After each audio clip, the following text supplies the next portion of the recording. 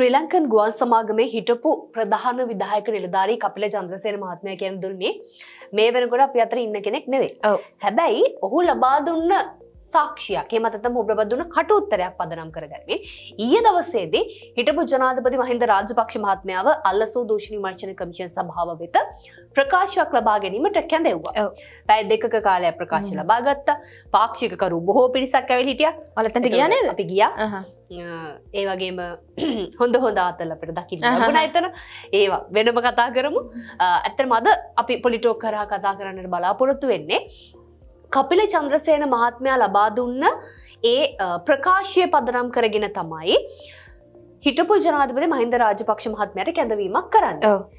ඒ සිද්ධිය අපි දැන් දිගින් දිගටම කතා කරන සිද්ධියක් වෙලා තියෙනවා. ඒ තමයි එයාබස් යන ගනුදෙනුවේදී අල්ලස් ලෙසගත් ඇමරිකානු ඩොලර් මිලියන 2කින් ඩොලර් මිලියන 60ක් තුන්වරක් 2020 ලබාගෙන තියෙනවා හිටපු ජනාධිපති මහින්ද රාජපක්ෂ මහත්මයා. ලබාගෙන නෙවෙයි ලබා දුන්නා කියලා තමයි ප්‍රකාශ කරලා තියෙන්නේ. එතකොට ඒ සම්බන්ධයෙන් ප්‍රකාශයක් ලබා ගන්න තමයි එන්න කිව්වේ. කපිල චන්ද්‍රසේන කියන්නේ මේ සිදුවීම සම්බන්ධයෙන් දුන්නේ අපි හැමෝම දන්නවා සාක්ෂිකරුවෙක් නෙවෙයි. ඔහු සැකකරුවෙක්. ඒ නිසා තමයි ඔහු අත්අඩංගුවට පත් වුණේ දින 54ක් ඔහු රක්ෂිත බන්ධනාගාරගත වෙලා හිටියේ.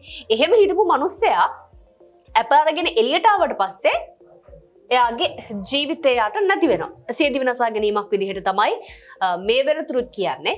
තවමත් රස පරීක්ෂණ වාර්තාව ඇවිල්ලා නැහැ. ඒ නිසා අපිට හරියටම තාම කියන්නට බෑ මේක සියදිවි විනාශ ගැනීමක්ද නැද්ද කියන කාරණාව. අල්ලස් කමිෂමට මහින්ද රාජපක්ෂ මහත්මයාගේ පැමිණීම මේ විදිහට සිද්ධ වෙද්දී ඊයේ දවසේදී කපිල චන්ද්‍රසේන මහතාගේ මරණය පිළිබඳව කොටුව මහේස්ත්‍රාත් අධිකරණයේදී කරුණු විමසීම සිදු වුණා. ඒ සඳහා අරවින්ද ද සිල්වා මහතා සමග ඔහුගේ බිරිඳ සාක්ෂි ලබා දුන්නා කොටුව මහේස්ත්‍රාත් අධිකරණයේදී. ඒ නඩුවේ සිදු වුණු කටයුතු ඔබ දැනුවත් කරන්නට වගේම අද දවසේ තියෙන අලුත්ම අප්ඩේට් එකකින් අපි මුලින්ම පටන් ගමු දුල්මි. ඒ තමයි සාක්ෂිකරුවෝ දෙන්න හඳුන්වා දෙන්න. ඒ කියන්නේ මේ කපිල චන්ද්‍රසේනට අප ගන්න හඳුන්වා දෙන්න සාක්ෂිකරුවෝ දෙන්නට ඒ හඳුන්වා දීම කරන ඊළඟ දෙන්න අත්අඩංගුවට අරගෙන තිබුණා. අනේ කාරණාවේ අලුත්ම තොරතුරුත් එක්ක අපි මේ කතාව පටන් ගමු. ශ්‍රී ලංකන් ගුවන් සමාගමේ හිටපු ප්‍රධාන විධායක කපිල චන්ද්‍රසේන මහතාට අප තැබීම සම්බන්ධයෙන් ව්‍යාජ අපකරුවන් දෙදෙනා සහ ඔවුන් හඳුනා දුන් බව කියන පුද්ගලයා ලබන 20 වෙනිදා දක්වා තවදුරටත් රිමාන්ඩ් භාරයේ තැබීමට කොළඹ මහේස්ත්‍රාත් අධිකරණය නියම කරලා තියෙනවා. ඒ අනුව අලුත්කඩේ උසාවි සංකීර්ණයේ ආසන්නයේ පිහිටි සාංචි ආරච්චිවත්ත පදිංචි මොහොමඩ් රිස්වාන් මොහොමඩ් ඉර්ෂාන් මොහොමඩ් ඉර්ෂාන් සහ එම අපකරුවන් හඳුන්වා දුන් බව කියන ආර්ය තිස්සද සිල්වා මෙසේ රක්ෂිත බන්ධනාගාරගත කිරීමට නියෝග කරලා තියෙනවා. විමර්ශනවල ප්‍රගතිය දැක්කන වාර්තාවක් අධිකරණයට ඉදිරිපත් කරමින් කෙසෙල්වත්ත පොලිසිය සඳහන් කළේ පළමු සහ දෙවන සැකකරුවන් අප ලබා දීම සඳහා අධිකරණයට ඉදිරිපත් කළ ග්‍රාම සේවා සහතිකයද නිකුත් කළ ග්‍රාම සේවා නිලධාරීවරයාගේ ප්‍රකාශ සටහන් කරගෙන තිබෙන බවයි. එම ප්‍රකාශය අනුව පළමු සැකකරු විසින් මේ වසරේ ජනවාරි මාසයේ සිට මැයි මාසය දක්වා ග්‍රාම සේවා සහතික 10ක්ද දෙවන සැකකර ග්‍රාම සේවා සහතික 7ක්ද ලබාගෙන ඇතැයි සඳහන් කළ පොලිසිය සැකකරුවන් දෙදෙනා මෙම ග්‍රාම සේවා සහතික පත්‍ර ලබාගෙන තිබෙන්නේ පදිංචිය සහතික කරගත් බවත් පැවසුවේය. ඒ අනුව පළමු සහ දෙවන සැකකාරු කාලයක් තිස්සේ මේ ආකාරයෙන්ම අප තැබීමේ කටයුතු සිදු කර ඇති අතර මොවුන් සැකකාර කපිල චන්ද්‍රසේනගේ ඥාතීන් නොවන බවට විමර්ශනවලදී කරුණු අනාවරණය වෙලා තියෙනවා. ඒ කියන්නේ සාරද මේ කතාව බැලුවම මෙයාලා මේ එක දිගට මෙයාලා ජොබ් එකක් විදිහට කරගෙන තියෙන්නේ මෙයාලා මේ අප දෙන එක බෝරුවට ගිහලා අප දෙන එක. ඔව්. එහෙම එක්කෙනෙක් තමයි කපිල චන්ද්‍රසේන මහත්මයා. එතකොට එයාලට අප තියන් එයාලත් අප තියලා තියෙන මේ දෙන්න.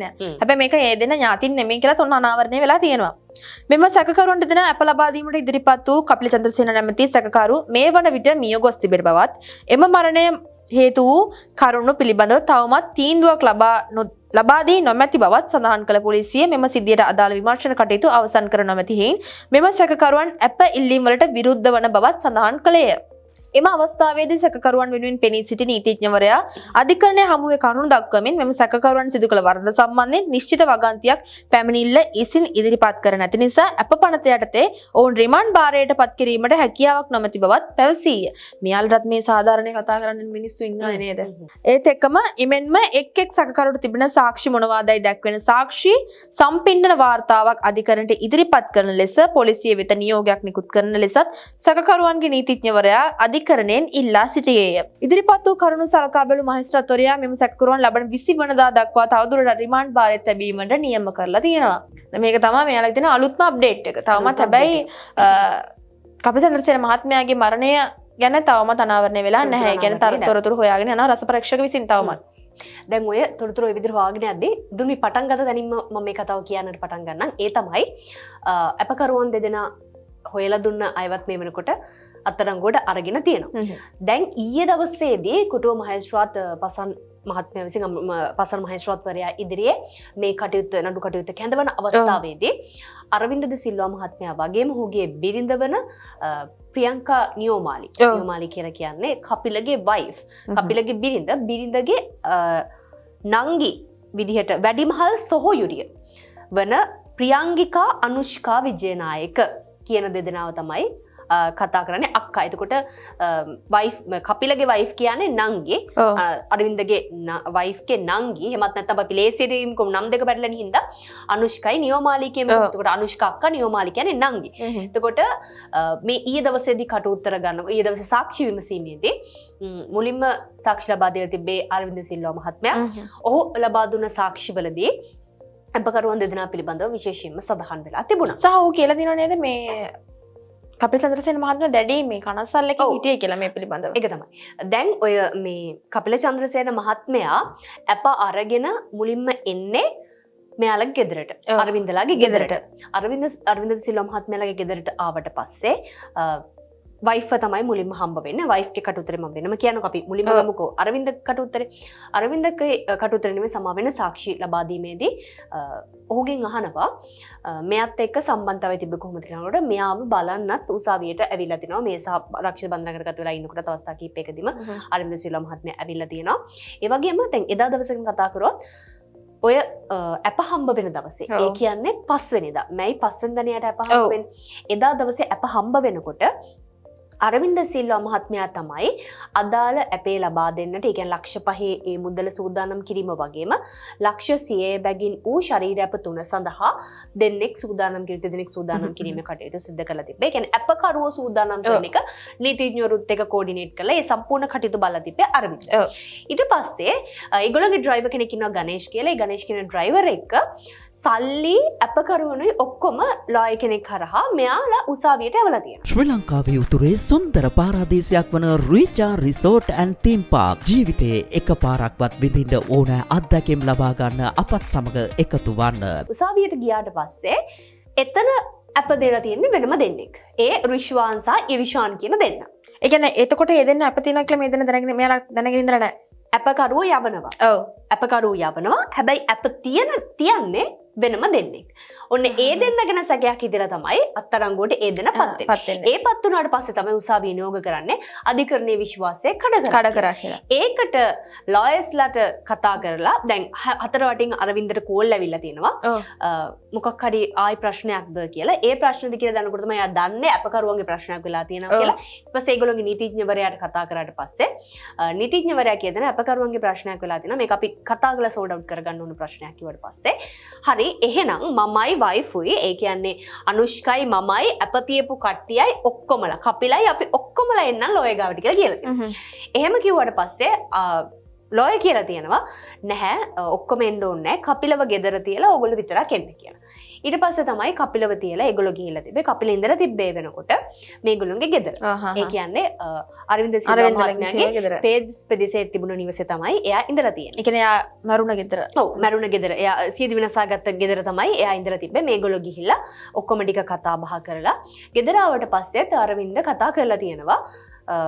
කපිලත් එක්ක කතා කරපු වෙලාවේදී කපිල කියලා තියෙනවා ආපහු මේගොල්ලෝ මාව ඇතුළට දාන්න තමයි හදන්නේ මට දැන් ඇති වෙලා තියෙන්නේ අනේ එක ඊට පස්සේ ඩෝන්ට් වරි අපි මේක කොහොම හරි විසඳගමු අපි නීතිඥවරු මාර්ගයෙන් ඉදිරිපත් වෙමු අධිකරණයට කියලා එයාට නිදා ගන්න ඔක්කොම ලෑස්ති කළා. එතකොට ඒගොල්ලෝ ගෙදර කටි කියන්නේ ඔය ප්‍රියංකගේ නංගි ඒ කියන්නේ අනුෂ්කා එතකොට අරවින්ද සිල්වා මහත්මයා ඒගොල්ලෝ එතකොට ඔක්කොම නිදාගන්නේ දෙවන මහලෙලු ගෙදර දෙවන මහල් නිදා ගන්නකොට පුතාගේ කාමරයට තමයි කපිල චන්ද්‍රසේන මහත්මයාට පෙන්නලා දෙන්නේ. පුතා මේ වෙනකොට ඉන්නේ විදේශගත වෙන නිසා එයා ගෙදර නැහැ. ඉතින් ඒ හින්දා ඒ කාමරේ කපිල චන්ද්‍රසේන මහත්මයාට ලබා දීලා ඒ AC එක ඔන් කරලා එයාට නිදා ගන්න ඕන කරන පසුබිම හදලා දීලා තියෙනවා. එතකොට ඇඳුම් මොනවද කොහොමද කියලා ඇහුවම මගේ ඉතින් ඕන තරම් ඇඳුම් තියෙනවනේ ගෙදර. ඒ නිසා ඒක ප්‍රශ්නයක් වුණේ නැහැ. හැබැයි හෙට දවසේ උසාවියට ඉදිරිපත් වෙන්නට අඳින්න ඕන ඇඳුම් ටික ඔක්කොම මගේ ඩ්‍රයිවර්ව යවලා එයා ගෙන්න ගත්තා. ඒ ගෙන්න ගන්නේ ගෙදරින්. ගෙදරින් අරගෙන එනවා. වැඩි කනස්සල්ලකින් පස්සුනත් ඊළඟ දවස් අධිකරණයට අධිකරණයට ඉදිරිපත් වෙමු එහෙම කියලා තිබ්බේ. එතකොට දැන් ඇත්තටම මෙයාව එදා දවසේ ගෙදර තියාගෙන තිබෙන්නේ ලොයිස්ලා කියලා තියෙනවා. මෙයාව බාන්ස් වලට යවන්න එපා. බාන්ස් වල තියෙන යාගේ ගෙදරට යවන්න එපා. පෙදරිස් පෙරසේ තියෙන තමන්ගේ ඔයාලගේ ගෙදර තියාගන්න. මොකද උදේ 7යි ගානක් වෙනකොටත් පොලිසිය ගිහිල්ලා තියෙනවා. එයාව අත්අඩංගුවට ගෙන සදා බාන්ස් පෙදරිසේ පිට නිවසට. එතන එයා හිටියේ නැහැ. ඊට පස්සේ තමයි පෙදරිස් පෙදරිසේ පිට නිවසට එන්නේ. ඒක ලොයිස්ලා තමයි කියන්නේ මෙයාව තියාගන්න කියලා. දැන් ඒතර අඳින්න නැඳුම් තියෙන බෑ හෙට උදේට. ඒ නිසා එයාගේ ගණේෂ්ව මට මතක හැටියට සමා වෙන්න මට වැරදිනා. කොහොම හරි එයාගේ ඩ්‍රයිවර් කෙනෙක් යවලා තියෙනවා. ඒ කියන්නේ අරවින්දලාගේ ඩ්‍රයිවර් කෙනෙක් යවලා තියෙනවා. බාන්ස් වල තියෙන එයාගේ ගෙදරට ඇඳුම් ටිකක් අරන් ඉන්න. ඒ ඇඳුම් එක විශේෂයෙන් කියන ජිම් බෙල්ට් එක අරගෙන එන්න කියලා. ඔය සියදිවි වෙනසා ගැනීම සඳහා පාවිච්චි කරායි කියලා මේ වෙනකොට කියන තම තහවුරු වෙලා නැහැ සියදිවි වෙනසා ගත්තද කියලා.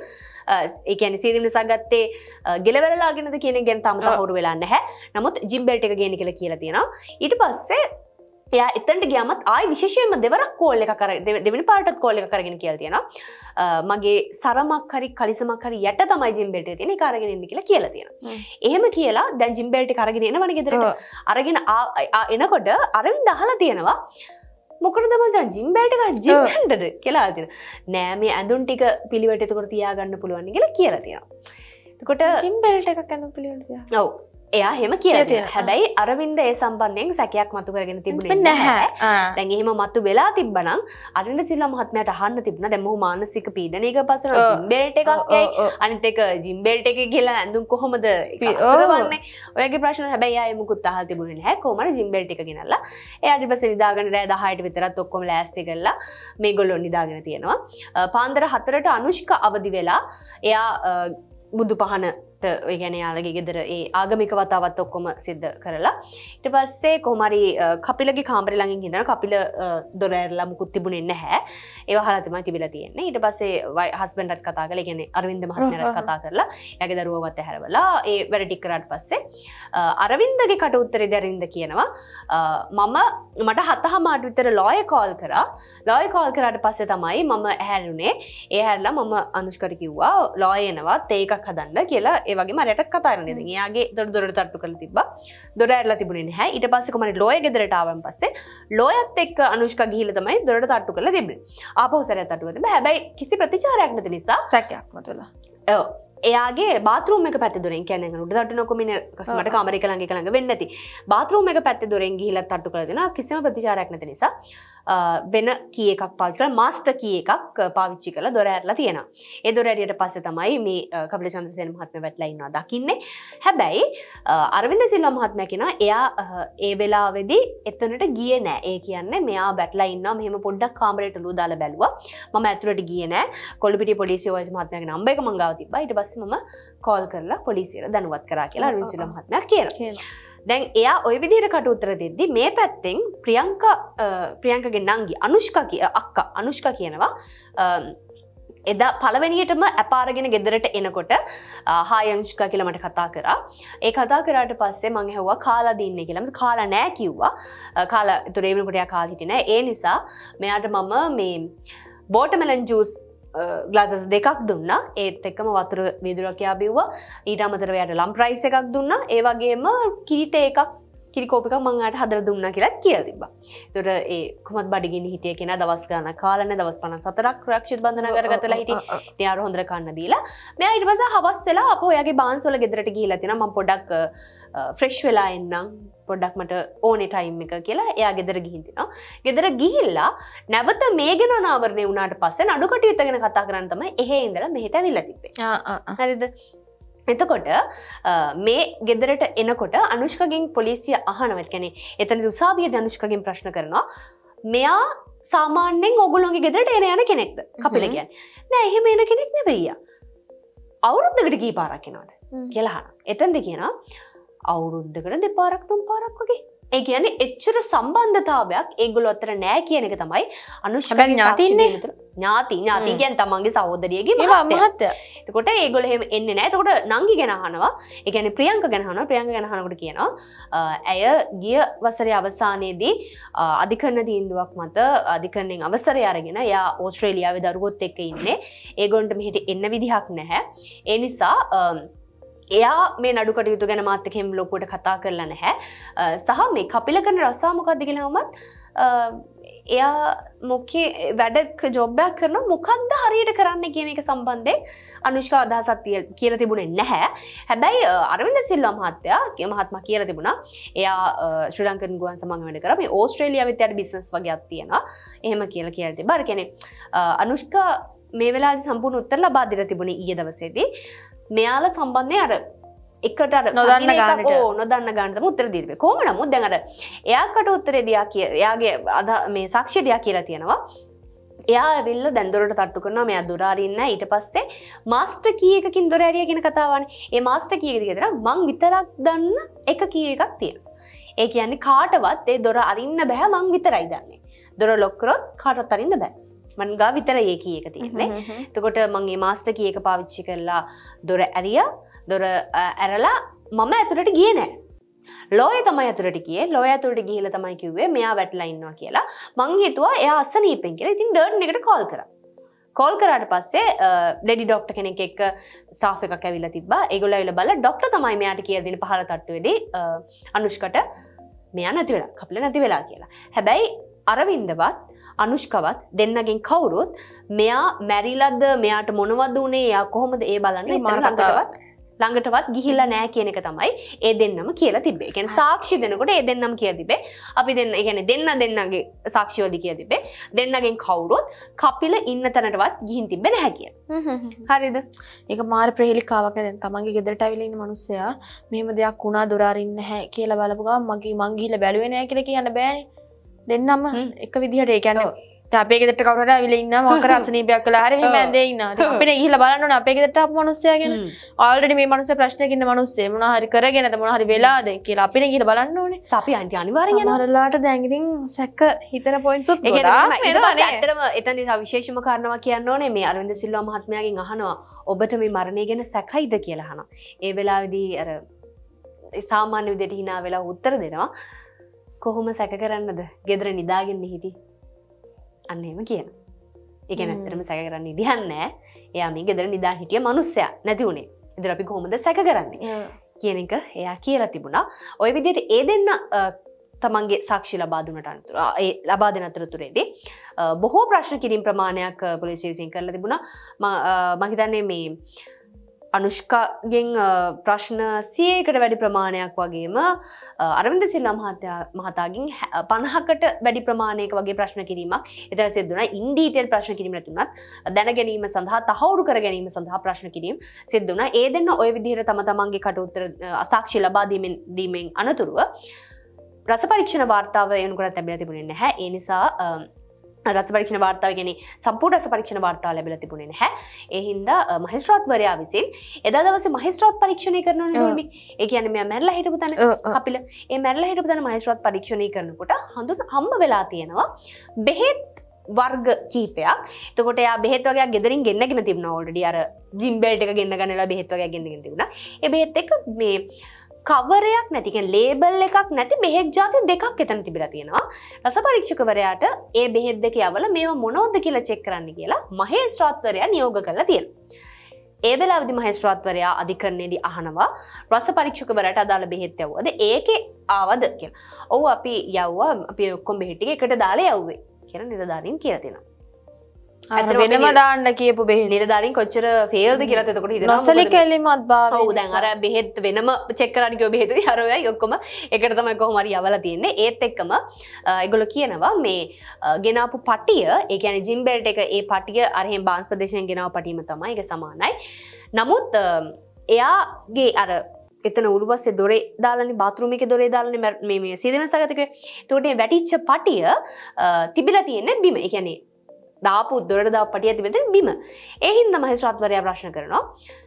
පටියක් දැන් එහෙම එල්ලුනාම පොඩි පළුදුවීමක් වෙනවනේ. මොකක් හරි බරක් එල්ලෙනකොට පළුදුවීමක් වෙලා තියෙනවද කියලා. නමුත් කිසිදු පළුදුවීමක් දොරේ හෝ කොහෙවත් තිබුණ නැහැ කියලා ඒ දවසේදී අධිකරණයට මේ නිලධාරීන් විසින් කරුණු වාර්තා කරනවා.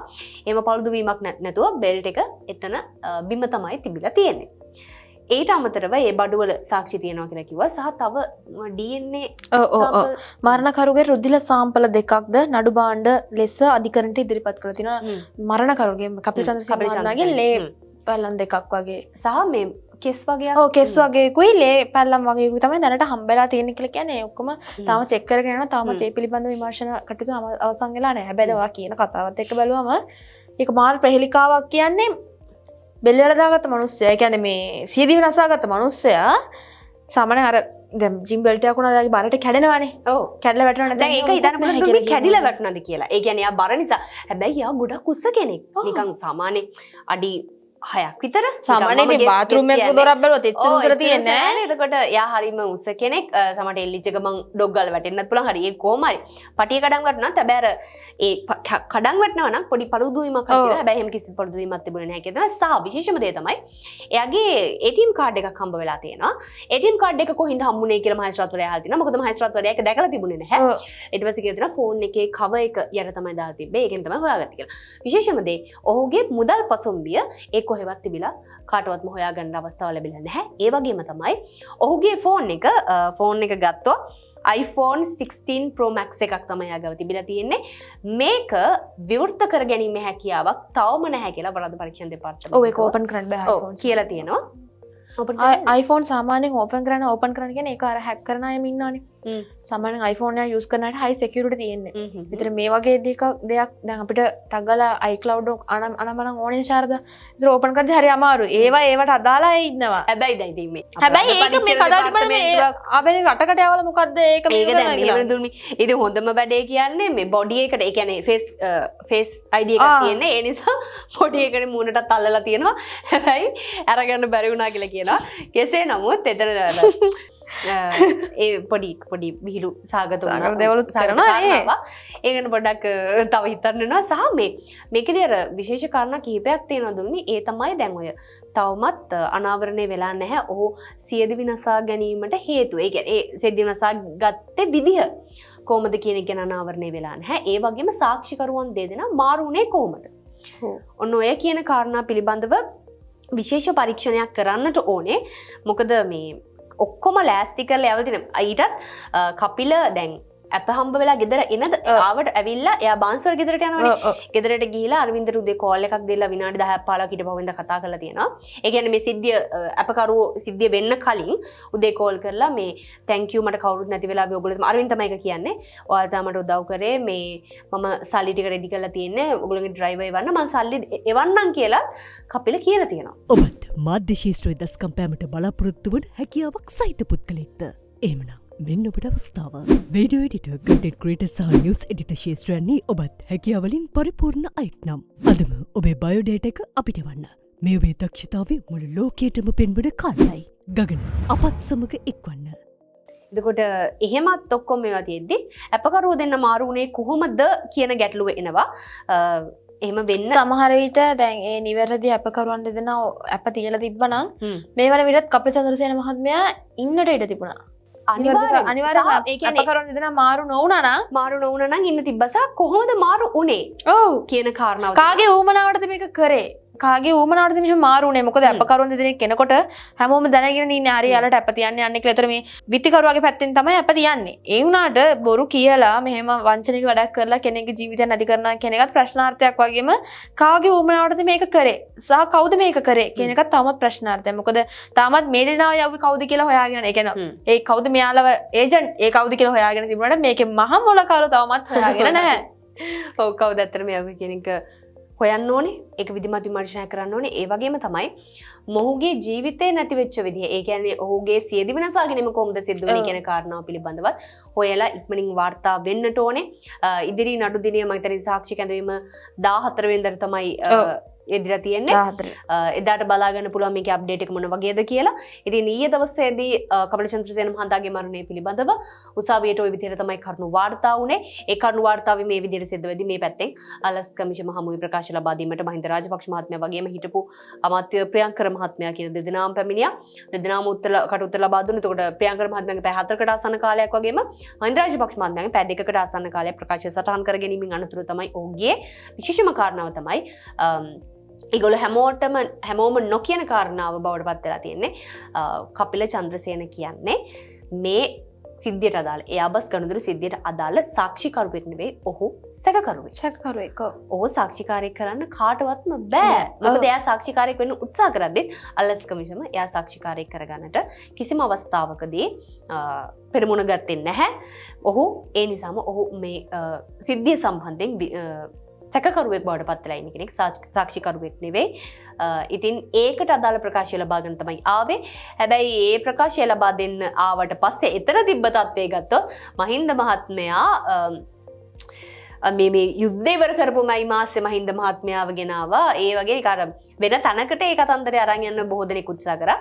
මේ ජනාධිපතිතුමා හොඳ කතාවක් කිව්වා. ඒ තමයි මේ කලබල වෙන්න දෙයක් නෑ. කාගෙරේ නමක් කිව්වොත් ඕනම කෙනෙක්ට සාක්ෂි දෙන්න යන්න වෙනවා. කට උත්තරයක් ගන්න නෙන්න කියන්නේ.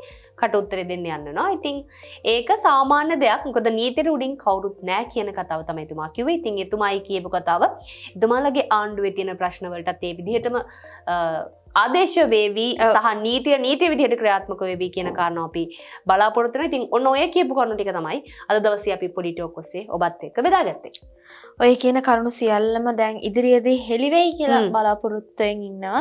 ඒ වගේ මේවා මේ ලේසියෙන් අතාරින්න පුළුවන් කේසස් නෙමෙයි. අනිවාර්යයෙන්ම මේවා ඇදගෙන යන්න ඕනේ සහ මේවල නිමාවක් තියෙනවද? ඔය වගේ කාරණාවක් නිමාවක් නැතුව ඉවරුණානේ ශාරදා. $1 මිලියන 2.5ට තවමත් මොනවද උනේ කියලා තාමත් හොයාගත්තේ නැහැ නේ. ඕවා ඔක්කොම හැංගිච්ච කාරණා. ඉතින් ඒ තුලින් සියල්ලම දේ අපි හෙළි කරන්නට සූදානම්ෙන් ඉන්නා. ඉතින් මේ විස්තරයත් සමගින් අදට ඔබෙන් සමුගන්නම්. ඔබට සුබ දවසක්.